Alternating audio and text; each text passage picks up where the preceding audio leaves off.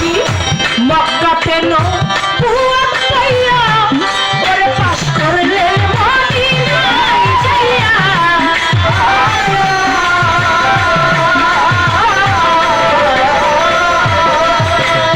নবী আমার মক্কাতে নবুয়ত পাইয়া ওরে পাশ করলে মদিনায় যাইয়া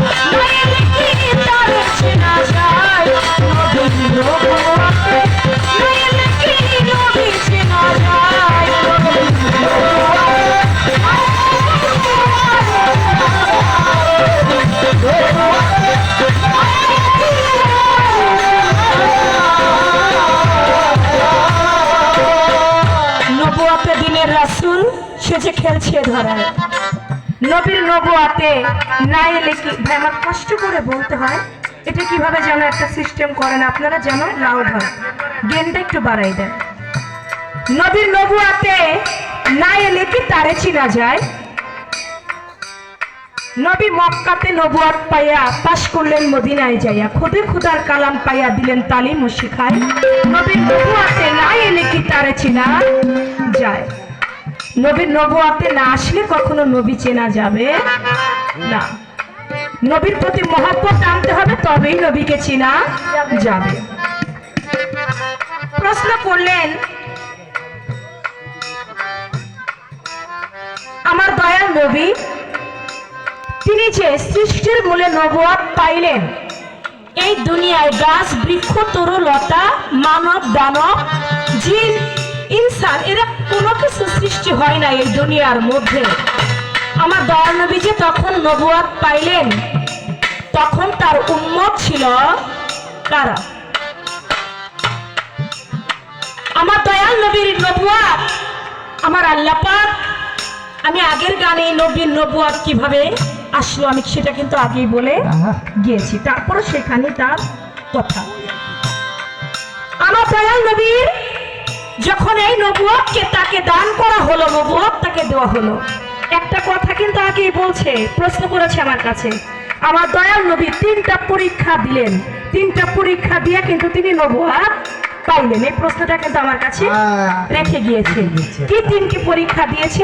আমি গানের মধ্যে বলেছিলাম, আমার দয়াল নবীর নবুয়াত যখন আমার আল্লাহ পাক তার নূরকে, আল্লাহ পাকের নূর ঝরালেন, নূর থেকে আমার দয়াল নবী মুহাম্মদের নূর সৃষ্টি করা হলো। ওই নূরে যখন সৃষ্টি হয়ে গেল, 70,000 বছর পর্যন্ত নূরে আল্লাহ পাকের জিকির করতে ছিল। আমার আল্লাহ পাক দয়াল নবী নূরকে সৃষ্টি করে বলা হলো আলাস্তু বিরাব্বিকুম। এখানে একটা পরীক্ষা দিল, এখানে একটা পরীক্ষা আমার আল্লাহ আমার দয়াল নবী নিল। আলাস্তু বিরাব্বিকুম, হে নূর আমি কি তোমার প্রভু নয়? নূরে তখন কি বলল? ইয়া কালুয়ালা, অনেকে বলে যে বলছে আমতা, তুমি তোমার আমি আমার, কিন্তু বিষয়টা এরকম না। কিন্তু আমার দয়াল নবীর নূর সেদিন এক বাক্যে স্বীকার